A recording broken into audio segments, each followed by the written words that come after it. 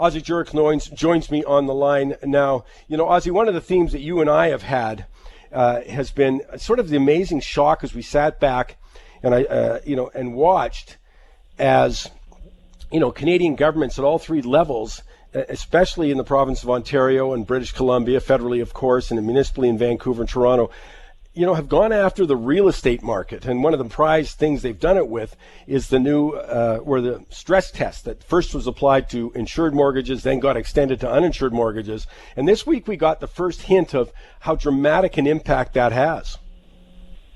Yeah, no question. Mortgage professionals put out a report that said 18% of Canadian homebuyers can't pass the stress test. So the statistics show it. You and I talked about it actually last year, where we looked for a 20% decline, so pretty darn close. So 100,000 Canadians have been prevented from buying their preferred home now.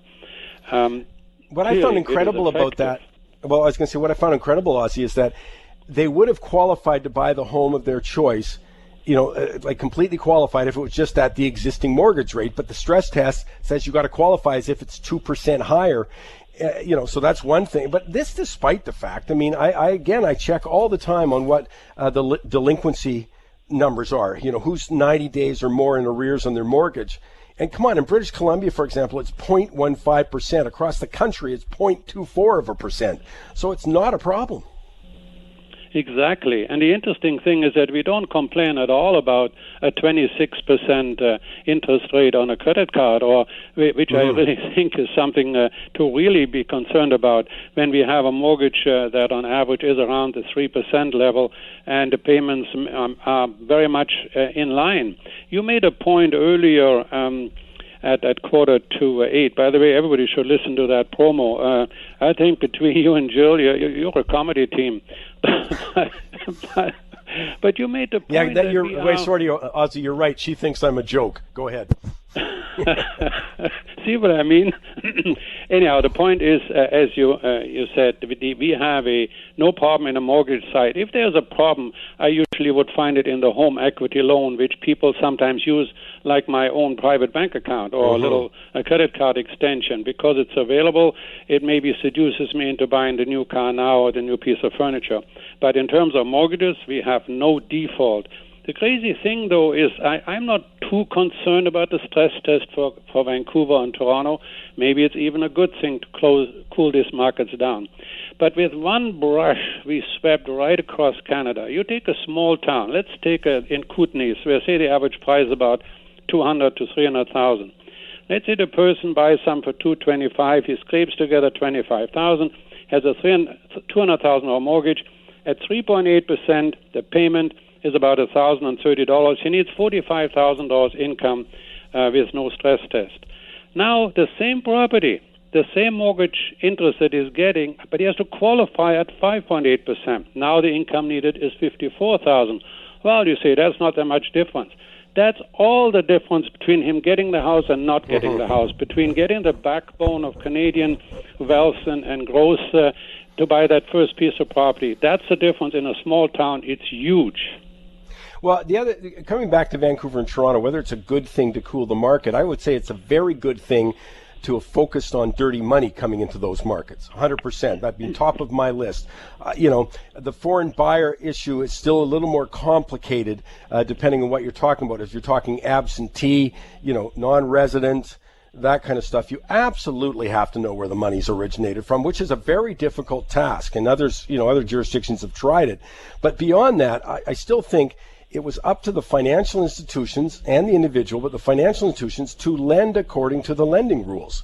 Especially when they apply the stress test to uninsured, mortgages that someone put 20% down or more down. My goodness, they're doing the right thing. I just, as I say, I think there was a lot wrong, but you hit it right in the head when you said it was a one-size-fits-all kind of approach to the marketplace, when clearly we had two sort of unique markets. I just find, listening today from Edmonton and Calgary, the idea that you need to slow the market is ridiculous, after 5 years or 4 years. Yeah, so particularly when it's almost like you knowingly shoot your income source. In British Columbia, we have 23 billion in annual GDP, some 233,000 well-paying and family-supporting jobs across the province, all related to the real estate industry, whether it's developers and from the lawyer to the real estate commission to the stove and fridge manufacturer, and 1,000 things are all part of that. And in fact, developers and construction real estate is the number one contributor to the BC economy, and it seems to me that we are taking sort of a shot at the whole thing. Mm-hmm. What are we going to do with the taxes that we're not collecting? Well, I can't help but make this comment is that, so they took aim at the number one industry in BC, but let's not forget the British Columbia NDP Green government's taken aim at the number one industry in Alberta, too. Not enough to just derail the number one industry in British Columbia by their opposition to getting oil to the Tidewater. They're taking aim at the number one industry in Alberta at the same time. It's a head shaker. And you listen to Greg Weldon earlier, and you can hear the challenges that are out there, that walking on eggshells. It could be because of the size of the debt that's out there, but other things, unfunded liabilities, political instability, derivative market in the banking system.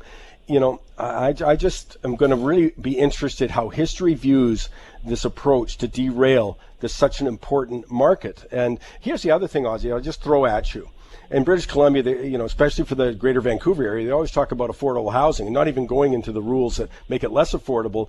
But the government says it wants to have a partnership with the private sector. I don't see it because of the rules that have just gone in to make it less attractive to invest in housing. Well, I mean, first of all, I think it's a worthwhile goal of the NDP saying it wants to build 114,000 affordable houses. That's great. But it also says that they're relying on partnership with the private sector. Well, gosh, I mean, would you, in charge of a Canadian pension fund or a big corporation, would you invest in new purpose-built housing projects in sort of this new tax and regulation world where we have foreign buyer tax increases, speculation tax, which, by the way, is aimed at all British Columbians and certainly people from the rest of Canada who have to pay if they want to invest here, the school tax, which isn't just, it's sort of confusing when we say it's houses over $3 million and say, well, they can afford it. But it also applies to all development sites purchased to build all forms of housing, including purpose-built rental. And so all residential development sites over $3 million in Vancouver, well, there are no others. They're all over $3 million. They have now, I think, an unintended consequences of undermining that housing affordability. It's like, I don't know who makes a decision, but everything is tied to apply to everything else without exception. And as I say, I mean, it's just going to be fascinating going forward. But Ozzie, let's come back with a hot property for us. Put a smile on my face if you got a couple. Yeah, well, first of all, in Courtenay, we got amazing ocean views, completely renovated interior, half-an-acre lot. It's a fairy tale setting, the owner says. And you can also build a carriage straight house or coach house on it as an assumable 5-year mortgage at 2.6%, and it's on at $715,000. Then we got 4 lots, 2 waterfront, 2 semi-waterfront on the Fraser River, all sewer, hydro, everything in gated community, and it's on at $96,000 for all 4. I'm just thinking before I let you go, I'm thinking of the other challenge, of course. It's always been a supply problem if you're looking at Greater Vancouver because of the net interprovincial migration, and you've got immigration coming in, and the numbers are still there. Well, that is, to me, the backbone, because last year we've had an astounding 49,900 people from international migration and 10,000 from inter-province migration. That's huge, because values go where people go. Yep. And, I'm right now in Secret Cove Marina. I'm surrounded by beauty and pristine surroundings, and I've traveled from Lescadia Island to Thormanby Island and all those glorious areas here, full of boats, full of people. And we think that's why people come here, but they come also for the safety of our banks, for the safety of our environment. And that's going to continue. And as long as they're going to keep coming, imagine 50,000 people, that means in a 2-person household we need 25,000 units we have to build for rent or for ownership. And that'll be the backbone of our market. And that's what's got to be focused on, absolutely. Ozzie, you go out and have a great weekend. By the way, I'm nominating you for mayor of Secret Cove at this point, and I'll be running your campaign.